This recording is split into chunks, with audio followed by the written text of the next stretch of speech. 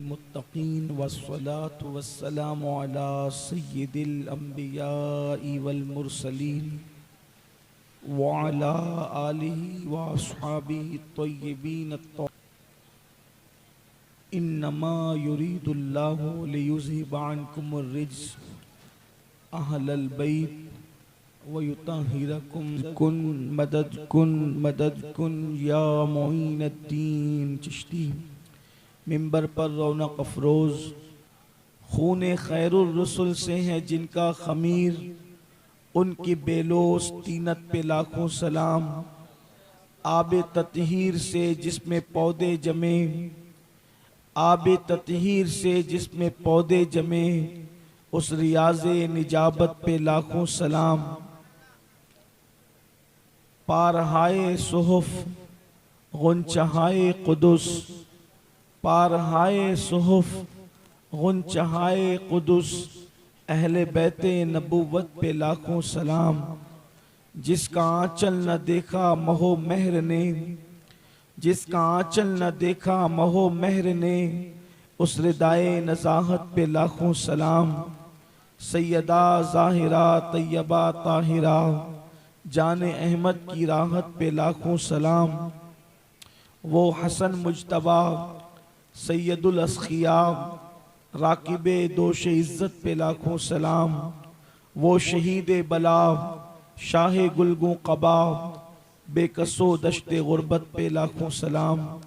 आज की ये महफिल ज़िक्र ताजदार करबला के हवाले से इनेकाद पजीर है।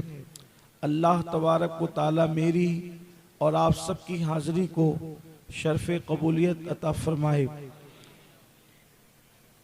इमाम अर्श मकाम इमाम हुसैन अला जद्दिही व अलैहिस्सलाम, आपकी ज़ाते सतूदा सिफ़ात ऐसी मुबारक और पाकीज़ा ज़ात है कि रसूलुल्लाह सल्लल्लाहु अलैहि वसल्लम की सीरत तैयबा के बाद सबसे ज़्यादा अगर किसी पे दुनिया में लिखा गया है, दोस्त हो या दुश्मन, अपना हो या पराया, तो सबसे ज़्यादा सीरत मुस्तफ़ा सल्लल्लाहु अलैहि वसल्लम के बाद करबला के उन्वान पर ज़्यादा लिखा गया। और सीरतुन नबी के बाद सबसे ज़्यादा जो चीज़ बयान हुई है पूरी दुनिया के अंदर, उसको मैदान करबला कहते हैं, ज़िक्र इमाम हुसैन कहते हैं। मेरे प्यारे आका सल्लल्लाहु अलैहि वसल्लम के प्यारे दीवानों, आपने इमाम अली मकाम के हवाले से, इमाम हुसैन के हवाले से बहुत बड़े बड़े लोगों से, उलमा से, खुतबा से समात किया होगा। जाहिर सी बात है, अहले सुन्नत का बच्चा बच्चा इमाम हुसैन अला जद्दी वाली सलाम की शान, अज़मत और बुजुर्गी को जानता है। और आज आपने मुझे भी उन्वान दिया है कि शहीद करबला का जिक्र किया जाए। थोड़ी देर में आपकी तवज्जो चाहता हूँ। यकीन जाने आप हज़रात इस इलाके के लोग गुफ्तगू बहुत अच्छे से सुनते हैं और बहुत तवज्जो से सुनते हैं, लेकिन एक बात मैं आपके सामने आज अर्ज़ करूं कि जिस वक्त मैं इस्लाही बयान करता हूं तो कोई कैसे ही सुन ले, मुझे कोई फ़र्क नहीं पड़ता। लेकिन जिस वक्त मैं अपने आकाओं का जिक्र करता हूं तो उस वक्त मेरी तमन्ना होती है कि पूरी महफिल मेरे साथ रहे और सब लोग मेरी तायीद करें अगर मैं सही कह रहा हूं तो। और तायीद करने का तरीका यह है कि आप कुछ न कुछ ज़बान से कहें तो आपको पता चलेगा, मुझे भी एहसास होगा कि मैं सही कह रहा हूँ या गलत कह रहा हूँ। अब इमाम अली मकाम इमाम हुसैन का जिक्र हो और महफिल खामोश बैठे तो बात नहीं बनती। उसकी वजह यह है कि जिक्र उसका हो रहा है जिसके जिक्र से किस्मतें बदलती है, जिसके जिक्र से तकदीरें बदलती है। ये वो हस्ती है जो महबूब खुदा का महबूब है। ये वो ज़ात है जो अल्लाह के महबूब का भी महबूब है और अल्लाह का भी महबूब है। अल्लाह के रसूल अलैहिस्सलाम फरमाते हैं, हुसैन मिन्नी वाना मिनल हुसैन, हुसैन मुझसे है और मैं हुसैन से हूँ, हुसैन मेरा है और मैं हुसैन का हूँ। और फिर कहते हैं, अहब्बल्लाहु मन अहब्बा हुसैना, कि जिसने हुसैन से मोहब्बत की वो अल्लाह का महबूब बन जाया करता है। यानी अल्लाह के महबूब बनने का तरीका हुजूर अता फरमा रहे हैं कि अगर तुम अल्लाह के महबूब और बरगजीदा बंदे बनना चाहते हो, अल्लाह अकबर, तो करना क्या है? कहा मेरे हुसैन से मोहब्बत कर लो। अल्लाह का महबूब बंदा बनने के लिए लोग गारों में 40-40 साल तक इबादतें करते हैं। 70-70 साल तक लोगों ने दरख्त की पत्तियां खाई, लोगों ने रोजे रखे, लोगों ने नहरों के पानी पर सहरी और इफ्तार किया। लोगों का हाल ये हुआ कि सूख कर कांटे की तरह हो गए, गोश्त जिस्म से झड़ गया, हड्डी से चमड़ा मिल गया। इतनी इबादतों के बाद भी कोई गारंटी नहीं है कि वो अल्लाह का महबूब बनेगा कि नहीं बनेगा, लेकिन रसूलुल्लाह ने गारंटी और जमानत अता फरमाई, अहब्बल्लाहु मन अहब्बा हुसैना, जिसने मेरे हुसैन को प्यार कर लिया वो अल्लाह का महबूब बन गया। इमाम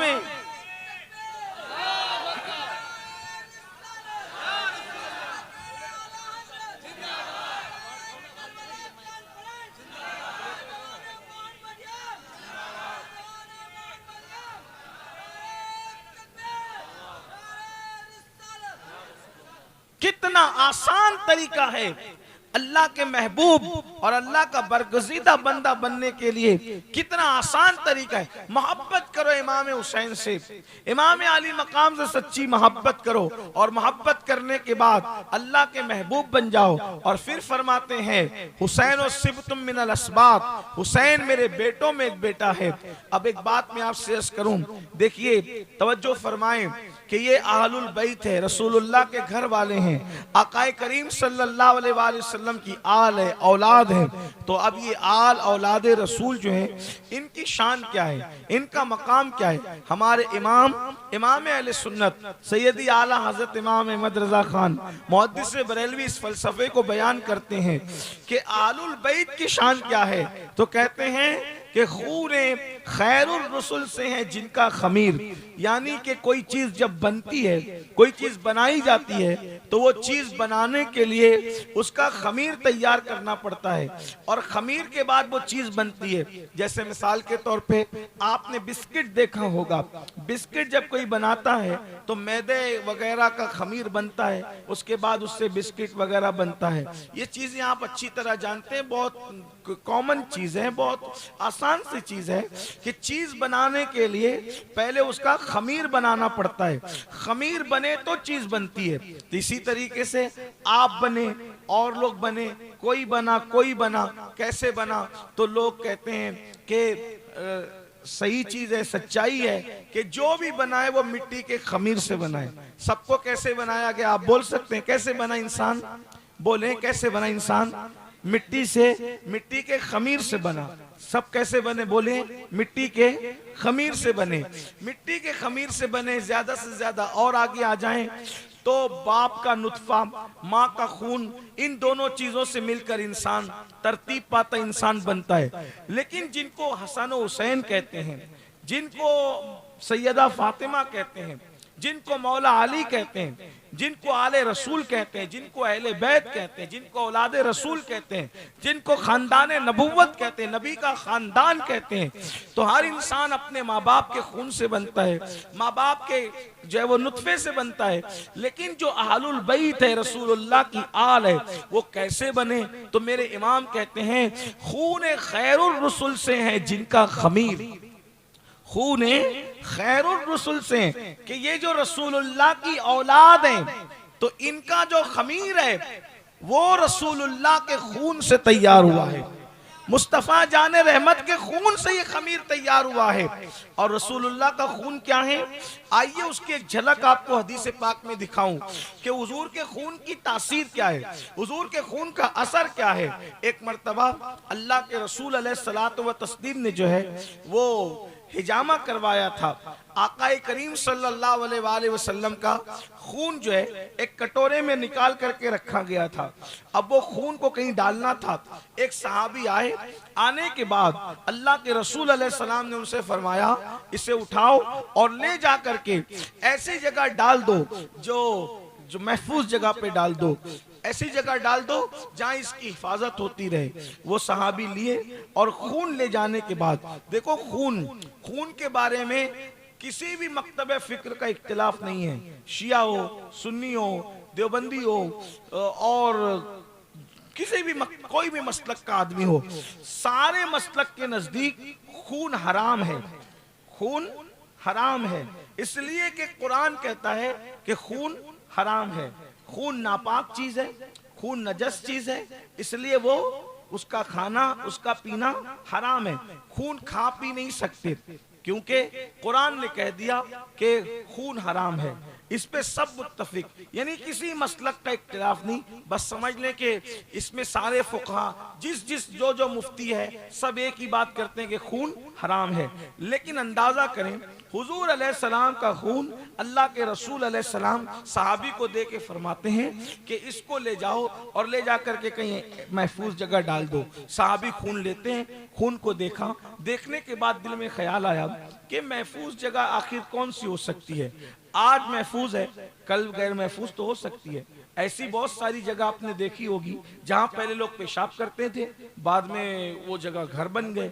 ऐसी भी जगह कचरा डाला जाता था, वो जगह मस्जिद बन गई। और ऐसी जगह भी आपने देखी होगी कि कभी वहां अच्छे खूबसूरत मकानात थे, आज वहां कचरा डाला जाता है। हालात बदलते रहते हैं, हालात तब्दील होते रहते हैं, बल्कि हालात तो कभी ऐसे भी बदल जाते हैं कि आज मस्जिद थी, अब सबसे अच्छी जगह, चंद सालों के बाद सबसे गंदी जगह बन गई। हालात बदलते रहते हैं, हालात तब्दील होते रहते हैं। सहाबी ने सोचा कि या अल्लाह, महबूब फरमा रहे हैं कि महफूज जगह डाल दो। अभी महफूज जगह कौन सी हो सकती है? आज महफूज है, कल गैर महफूज हो गई तो क्या करूंगा? ऐसे में उन्होंने इधर उधर देखा और वो खून का कटोरा लिया और लेकर के पी गए। पीने के बाद, हालांकि खून पीना हराम है, किसी का खून आप नहीं पी सकते, खून पीना क्या है? हराम है। लेकिन जब वो खून पी गए, पीने के बाद रसूलुल्लाह सल्लल्लाहु अलैहि वसल्लम के दरबार में हाजिर हुए तो अल्लाह के हबीब अलैहिस्सलाम ने फरमाया, खून का तुमने क्या किया? अर्ज किया रसूलुल्लाह सल्लल्लाहु अलैहि वसल्लम, ऐसी महफूज जगह डाला है कि क़यामत तक ज़ाय नहीं होगा, किसी का पैर नहीं पड़ेगा। आका अलैहिस्सलाम ने मुस्कुरा के फरमाया, शायद ये खून तुमने पी लिया है। उन्होंने अर्ज की, हाँ या रसूलल्लाह, वो खून में पी गया। अब अल्लाह अकबर, हराम काम अगर हुजूर के सामने कोई किया जाता तो हुजूर उसको डांटते, उससे नाराज होते। लेकिन जब अल्लाह के रसूल अलैहिस्सलाम को ये बात बताई गई कि खून पी दिया तो हुजूर ने उनको डांटा नहीं, नाराज नहीं हुए, मना नहीं किया, बल्कि क्या फरमाया, जा, तेरे पेट में मेरा खून चला गया। जुमले पे तवज्जो करना, मफहूम के तौर पे बयान कर रहा हूं, तेरे पेट में मेरा खून चला गया। कितना खून था वो? एक कटोरा खून था। एक कटोरा खून कितना हो सकता है? चंद ग्राम हो सकता है। आका फरमा रहे, जा, तेरे पेट में मेरा खून चला गया, अल्लाह ने तुझ पर जहन्नम की आग को हराम फरमा दिया। तू जहन्नम में नहीं जाएगा क्योंकि तेरे पेट में मेरा खून चला गया है। वो सहाबी कहते हैं, जब तक मैं जिंदा रहा, अल्लाह अकबर, आज तक वो जब बयान करने कहते हैं कि उम्र बढ़ गई, उम्र दराज हो गई और आज तक मेरे पेट में कभी तकलीफ नहीं हुई जब से मैंने रसूलुल्लाह सल्लल्लाहु अलैहि वसल्लम का खून अपने पेट में लिया। अब एक बात आपसे पूछता हूं, तवज्जो करना, एक कटोरा खून उनके पेट में चला गया रसूलुल्लाह का, तो आका क्या फरमा रहे हैं कि तू जहन्नम में नहीं जाएगा, तू जन्नती है। अब आपसे पूछता हूं, जन्नती होने का मतलब क्या है? यानी एक कटोरा पेट में खून गया तो जन्नती फरमा रहे हैं। तो जन्नती फरमाने का मतलब क्या? नंबर एक, जन्नत में कौन जाएगा? जिसका खात्मा ईमान पर होगा वही जाएगा। तो एक कटोरा खून पेट में चला गया तो हुजूर अब बता रहे हैं क्या? यानी कि तू कुफ्र पर नहीं मरेगा बल्कि तू ईमान पर मरेगा। अंदाजा फरमाए, एक कटोरा पेट के अंदर खून चला गया तो हुजूर अलैहिस्सलाम क्या जमानत दे रहे हैं कि तू कुफ्र पर नहीं मरेगा, तू ईमान पर मरेगा। नंबर दो, चले ठीक है, ईमान पे मरने के बाद भी कोई जहन्नम में जा सकता है, जैसे उसने अगर जिना किया, उसने गीबत की, उसने चोरी की, उसने चुगली की, किसी के लिए दिल में बुग़्ज़ रखा, किसी के लिए कीना रखा, तो भी तो वो ईमान के पे मरने के बाद भी जहन्नम का अजाब वो भुगत सकता है, भुगतने के बाद जन्नत में आएगा। लेकिन आका अलैहिस्सलाम सलात व तस्लीम फरमा रहे तुझ पे जहन्नम हराम है, यानी कि तेरे पेट में एक कटोरा खून गया, तब उस कटोरे की तासीर ये, उस खून की तासीर ये है कि तुझसे जिंदगी भर अब जिना नहीं हो सकता, तेरी जबान से झूठ नहीं निकल सकता, तू किसी की गीबत नहीं कर सकता, तू जहन्नम में ले जाने वाले काम नहीं कर सकता। अल्लाह अकबर। अंदाजा फरमाए जिसके पेट में नबी का एक कटोरा खून जाए, जब उसकी ये शान हो जाती है, तो वो हुसैन जिसको सर के बाल से लेके पैर के नाखून तक नबी के खून से बनाया जाए, उनके मर्तबे का अंदाजा कौन? इमाम करे खून खैरुल रसूल से है जिनका खमीर, उनकी बेलोस तीनत पे लाखों सलाम। और फिर नबी के खून से पैदा हो रहे हैं, तो इंतखाब कैसी मां का हो रहा है, इंतखाब कैसे बाप का हो रहा है। मां है तो सैयदाए कायनात, खातूने जन्नत, खातूने कयामत, बिनते रसूल, बिनते पैगंबर सैयदा फातिमतुज़ ज़हरा रदी अल्लाह ताला अन्हा। जो जानता है वो जानता है, जो नहीं जानता वो जान ले कि इमाम हुसैन ने जिस माँ से जन्म लिया है उसे सैयदा फातिमतुज़ ज़हरा कहते हैं। हुसैन के बाबा कौन? अली मुर्तज़ा।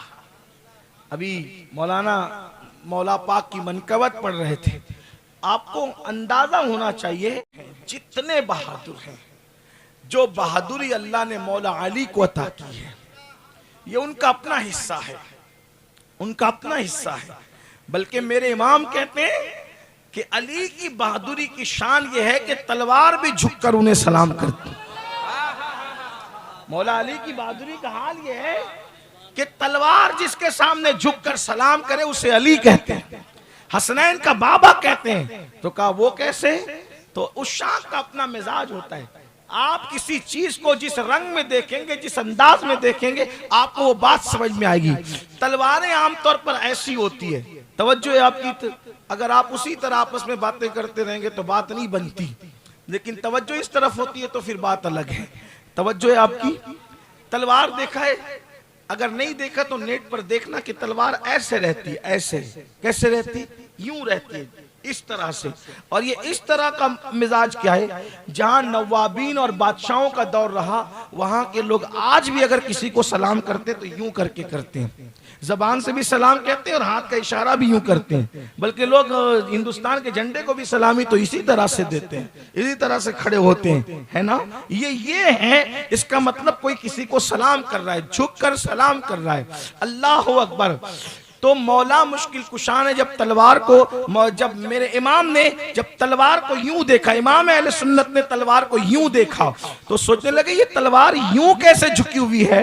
तो फिर वो देख करके उनको पता चलता है कि ये तलवार किसी बहादुर को झुककर सलाम कर रही है। तो फिर मेरा इमाम यूं गुनगुनाता है कि बहरे तस्लीम अली मैदा में, बहरे तस्लीम अली मैदा में सर झुके रहते हैं तलवारों के। बैरे तस्लीम अली मैदा में कौन अली जो काबे में पैदा हो, कौन अली जो खातिमुल विलायत हो, कौन अली अल्लाह अकबर जो कसीम जन्नत व जहन्नम है, कौन अली जो साक़ी शीरो शरबत है, कौन अली अल्लाह अकबर। खैबर के मौके पे आका ने फरमाया कल झंडा उसको दूंगा जो महबूब भी अल्लाह रसूल का और मुहिब भी अल्लाह रसूल का। अल्लाह अकबर। मेरे आका अलैहिस्सलाम ने अली की तलवार की घन गरज को देखकर फरमाया ला फतह इल्ला अली, ला सैफ इल्ला जुल्फिकार, कि अली की तरह कोई जवान नहीं है और जुल्फिकार की तरह कोई तलवार नहीं है। मौला मुश्किल कुशा कितने बहादुर थे। अल्लामा शरफुद्दीन यहिया मनीरी रहमतुल्लाह अलैह लिखते हैं अली मुर्तजा की बहादुरी। अल्लामा शरफुद्दीन यहिया मनीरी लिख रहे हैं अली मुर्तजा की बहादुरी। फरमाते हैं एक जंग में है, जंग के अंदर और हालत जंग में आपने किसी दुश्मन पे तलवार उठाई मारने के लिए, तो दुश्मन पे जैसी तलवार उठाई, अब उसने देखा कि मैं तो दो टुकड़े हो जाऊंगा, क्योंकि अली ये मुर्तजा इतने बहादुर थे कि जिस पर तलवार उठी वो दो टुकड़े हो गया। बड़े बड़े बहादुर। आपको पता चलना चाहिए मौला अली की बहादुरी का हाल ये है कि बद्र में अली ने अकेले 35 काफिरों को मारा था। टोटल बद्र में 70 मारे गए थे, अकेले 35 को मारा था मौला अली ने।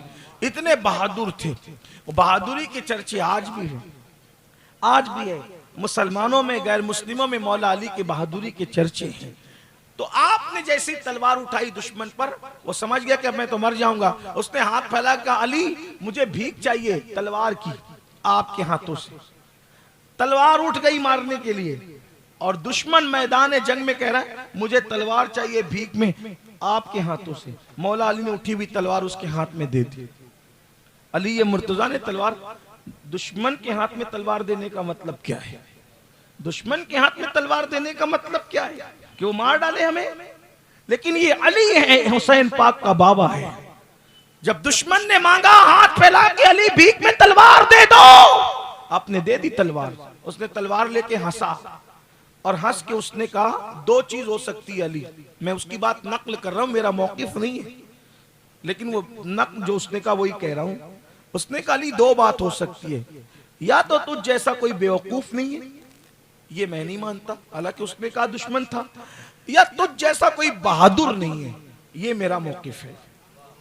दुश्मन ने क्या कहा? अरे कोई दुश्मन को तलवार भी देता है? मैंने तलवार मांगी आपने दे दी, या तो आप बेवकूफी की आपने, या तो बहादुरी की। मौला अली ने फरमाया वो बेवकूफी और बहादुरी तू जान, ये हमारे खानदान की रिवायत है कि हमारे दरवाजे पर कोई भी हाथ फैला दे, हम ये नहीं देखते कि दोस्त है या दुश्मन, हाथ जिसके फैल जाते हैं उसको अता कर देते हैं।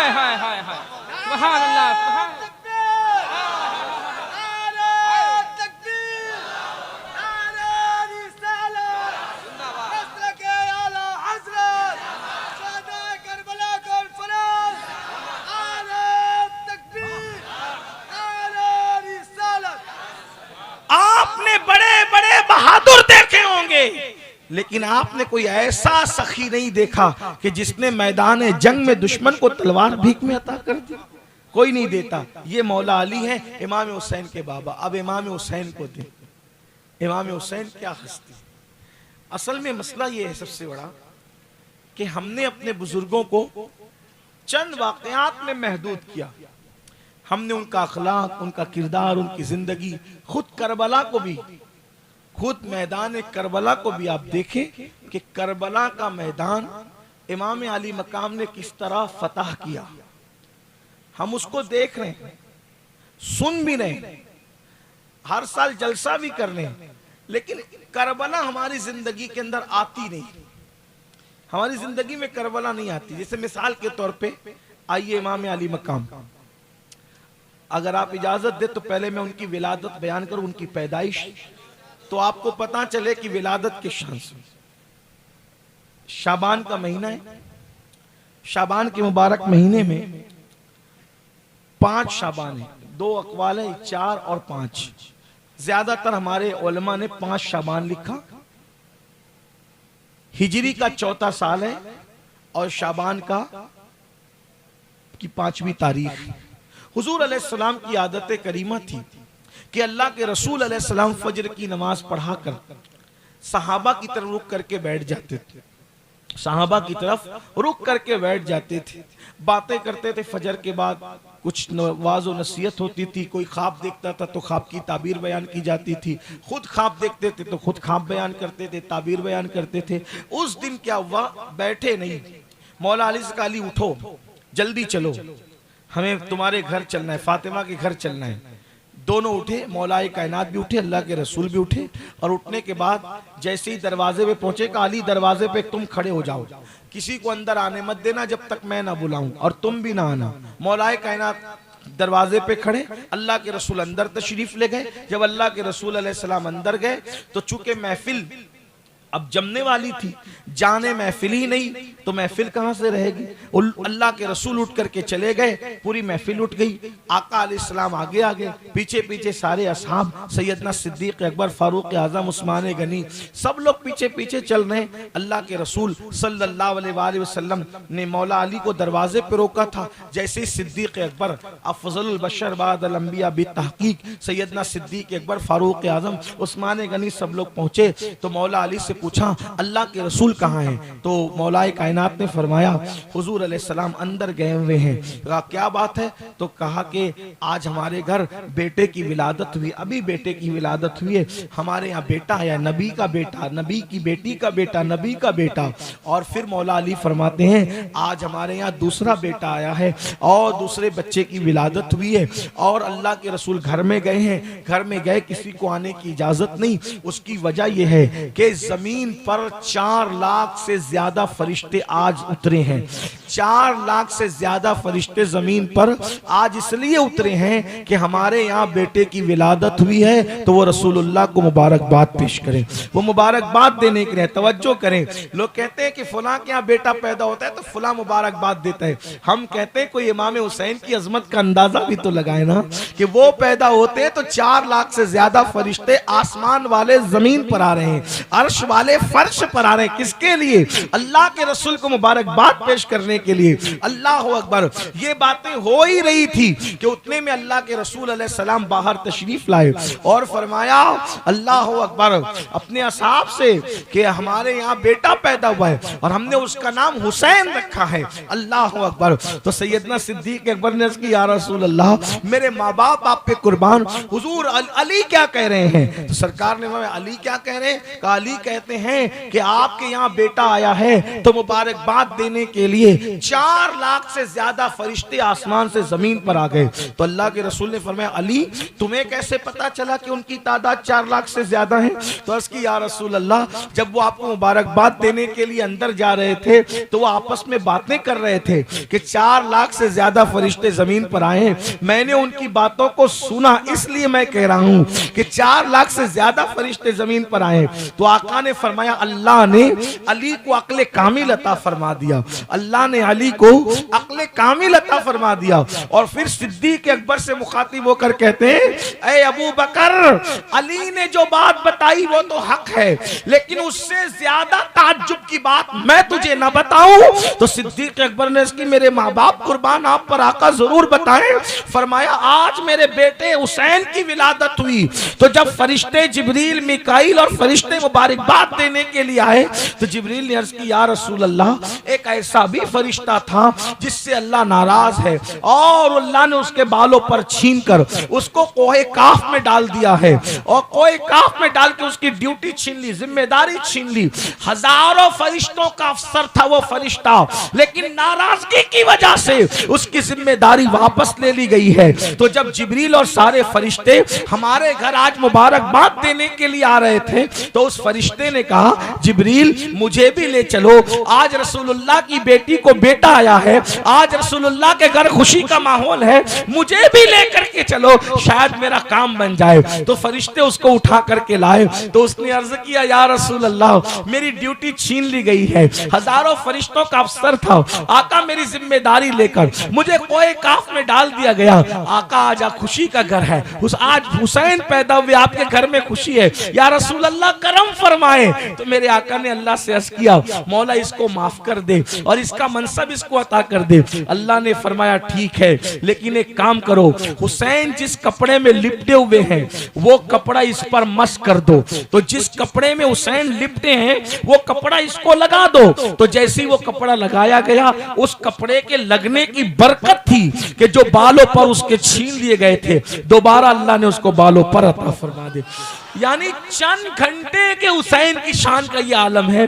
जब करबला में 56 साल के मेरे इमाम होंगे तो उनकी शान का आलम क्या होगा। अल्लाह अकबर। ये इमाम आली मकाम है। विलादत के वक्त इतने बेमिसाल है तो शहादत के वक्त कितने बेमिसाल होंगे। लेकिन अल्लाह अकबर। आइए अब हम उनसे मोहब्बत की बात करते हैं, मोहब्बत करते भी हैं, प्यार करते भी हैं, लेकिन उनकी जिंदगी का कोई गोशा अपनी जिंदगी में हमें नजर नहीं आता। जैसे मिसाल के तौर पर करबला की जब दास्तान शुरू होती है तो पहली फौज 1000 के लश्कर की शक्ल में जब इमाम पाक के सामने आई, आपने इसको सुना होगा। देखिए, पढ़ते सुनते सब है, लेकिन कोई नतीजा निकाल के अमल करना अहम है। अमल बड़ी चीज है। सारी जिंदगी जैसे इत्र की शीशी कोई जेब में लेके फिरे, वो महकेगा नहीं, पसीने की बदबू वैसे के वैसे ही रहेगी। हालांकि करोड़ों रुपए का इत्र भी जेब में रख ले तो वो महक सकता है? नहीं महक सकता। कब तक? जब तक वो इत्र का इस्तेमाल न करे। अपना हाल ऐसा ही है। इतनी बड़ी बड़ी शख्सियतों को दिल में रखा है या दिल में रखने की बात करते हैं, लेकिन उसके बावजूद भी उनके किरदार और उनकी जिंदगी को अपनी जिंदगी के अंदर ढालने की कोशिश नहीं करते। अपनी जिंदगी को उनकी जिंदगी के सांचे में ढालने की कोशिश नहीं करते। देखो, 1000 का लश्कर लेकर हुर इब्ने यजीद इमाम हुसैन के पास आया। इमाम ने फरमाया, तू कौन? उसने कहा, मेरा नाम हुर इब्ने यजीद है। क्यों आया? आपको गिरफ्तार करने आया। मैं आपको गिरफ्तार करके इब्ने जियाद के पास ले जाऊंगा। इमाम ने फरमाया, ये तेरा घोड़ा और तेरे फौजी के घोड़े और तेरी फौज क्यों हाँप रही है? इनके हाँपने की वजह क्या है? वो क्या कह रहा है? आपको गिरफ्तार करने आया। और इमाम हुसैन उसको क्या पूछ रहे? तेरे घोड़े के हाँपने की वजह क्या है? तेरे फौज के हाँपने की वजह, वो हाँपते क्यों है?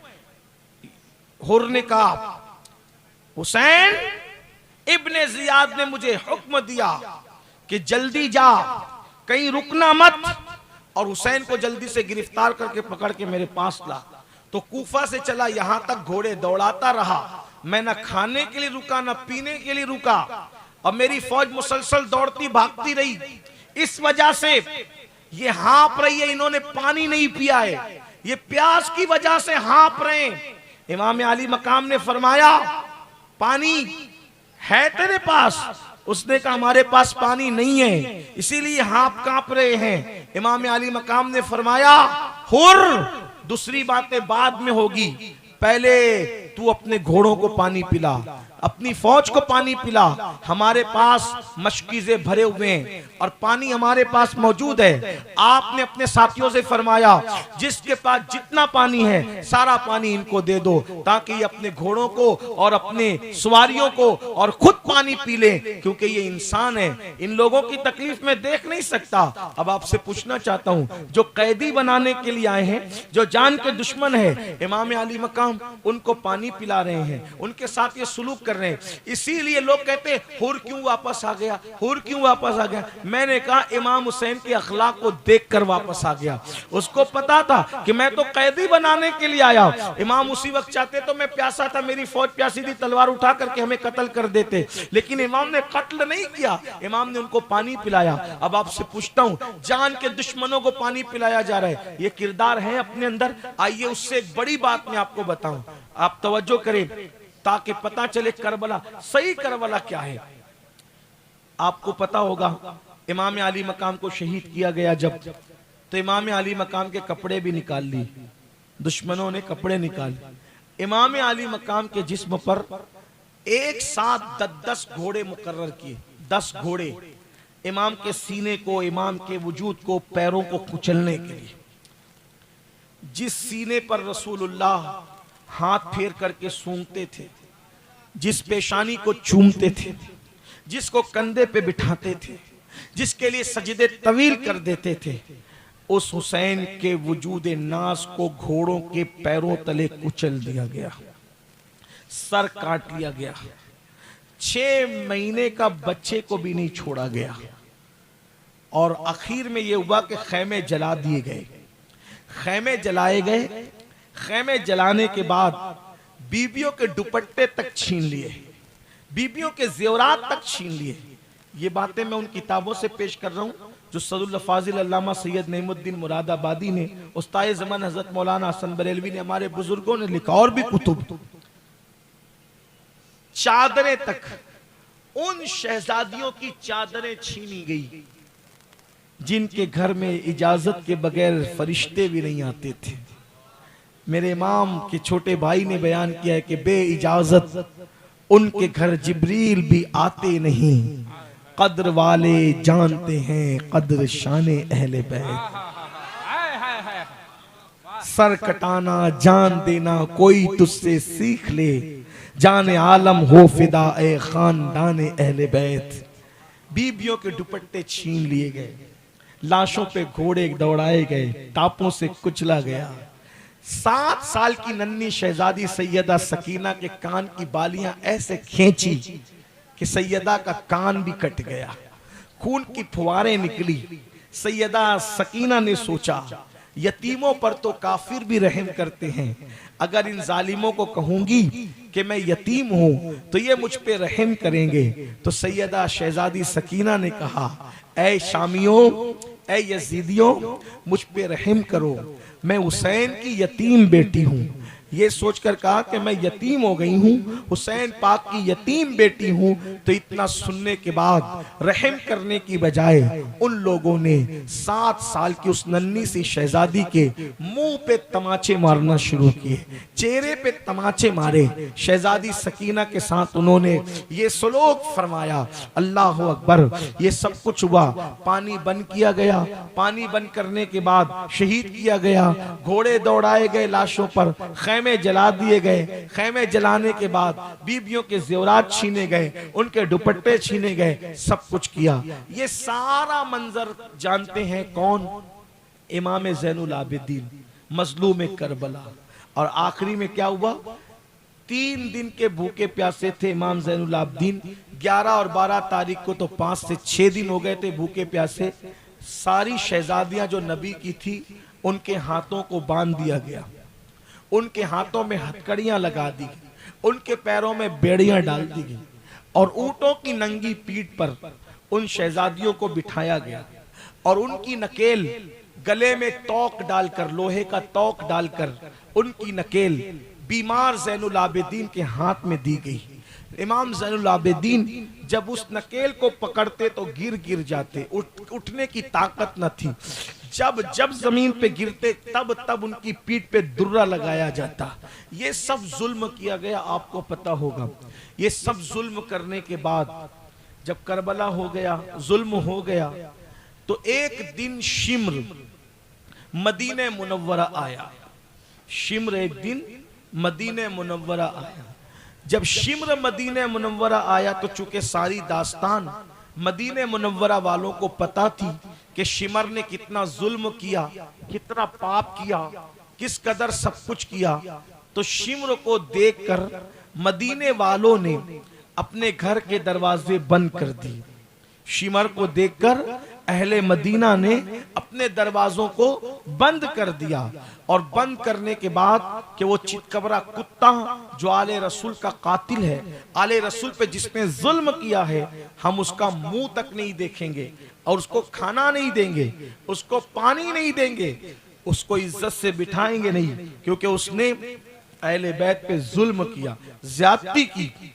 ये बात जब पहुंचते पहुंचते इमाम ज़ैनुल आबिदीन तक पहुंची, सैयदना सैयद सज्जाद इमाम ज़ैनुल आबिदीन तक जब ये बात पहुंची तो इमाम ज़ैनुल आबिदीन ने सुना कि सब ने अपने घर बंद कर दिए, न शिमर से कोई मिल रहा है, न कोई पानी दे रहा है, न कोई खाना दे रहा है, न कोई मुलाकात कर रहा है। तो इमाम ज़ैनुल आबिदीन ने अपना दरवाज़ा खोल दिया और दरवाज़ा खोलने के बाद एक गुलाम से फरमाया, जाओ शिम्र को मेरे पास लेकर आओ। गुलाम गया और शिम्र ने कहा कि तुझे बुलाया जा रहा है। शिम्र आया, इमाम ने दस्तरखान लगवाया, दस्तरखान लगवाकर उसको खाना खिलाया, उसको पानी पिलाया, खिला पिला करके जब वो खा पी चुका, क्योंकि डरा हुआ था, इमाम ज़ैनुल आबिदीन को देख के पहचान चुका था कि ये इमाम हुसैन का शहजादा है, सबने मुझे पहचान लिया, न कोई खाना दे रहा है, न पानी दे रहा है, लेकिन इन्होंने अभी तक मुझे नहीं पहचाना। तो पहले खा लिया, पी लिया और खाने पीने के बाद खड़ा हुआ। खड़े होने के बाद कहा, ऐ अली इब्ने हुसैन, ऐ हुसैन के बेटे अली ज़ैनुल आबिदीन, तुमने शायद मुझे नहीं पहचाना, सारे मदीने वाले पहचान गए, तुमने मुझे नहीं पहचाना, इसीलिए खिलाया भी, इसीलिए पिलाया भी। तो इमाम ज़ैनुल आबिदीन ने फरमाया, ओ शिमर, मदीने का कोई बंदा वहां नहीं था, जब उन्होंने तुझे पहचान लिया, मैं तो वहां चश्मदीद गवाह मौजूद था, मैं तुझे क्यों ना पहचानता। तू वही है ना, तेरे कहने पर पानी बंद हुआ था, तू वही है ना, तेरे कहने पर मेरे 6 महीने के भाई अली असगर, उनके हलक पे तीर चलाया गया था, तू वही है ना, तेरे कहने पर मेरी अम्मियों के, फूफियों के, बहनों के दुपट्टे छीने गए थे, तू वही है ना, अहले आले नबी पर घोड़े तेरे कहने पे दौड़ाए गए थे। ये कहते कहते इमाम ज़ैनुल आबिदीन रो पड़े, मैं तुझे कैसे भूल सकता हूं जालिम, मैंने तो तुझे हर जुल्म करते हुए देखा है।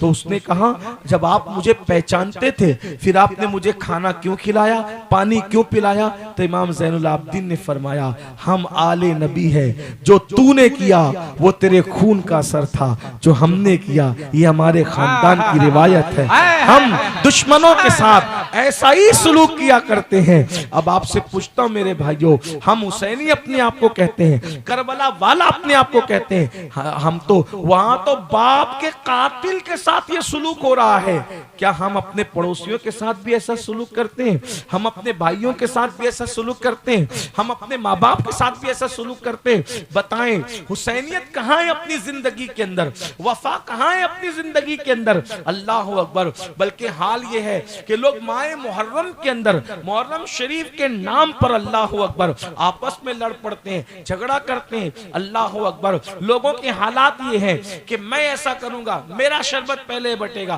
तेरा शरबत बाद में बटेगा, ये होगा वो होगा, उसी पे लोग लड़ पड़ते हैं। अल्लाह अकबर। इमाम अली मकाम की ये तालीमात नहीं है मुसलमानों।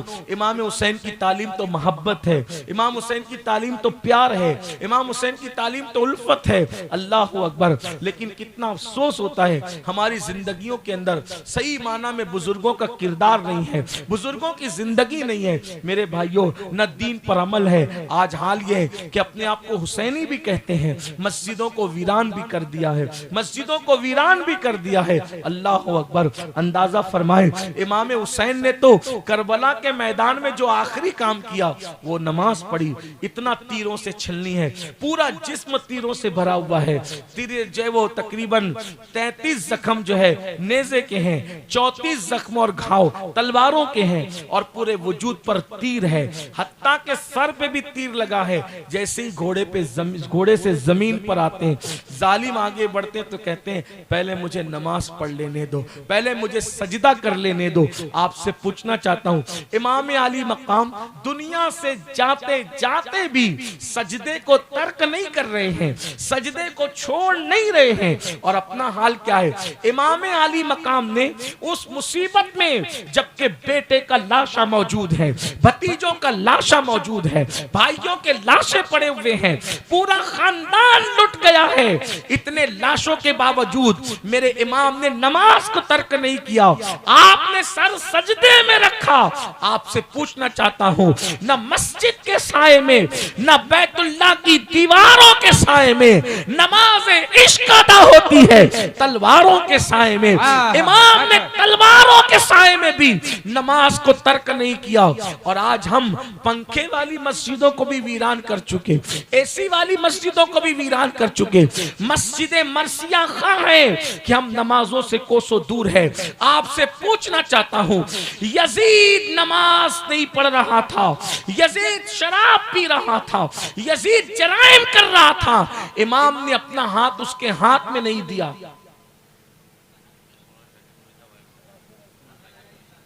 लीजिए, हमारे अमीर हजरत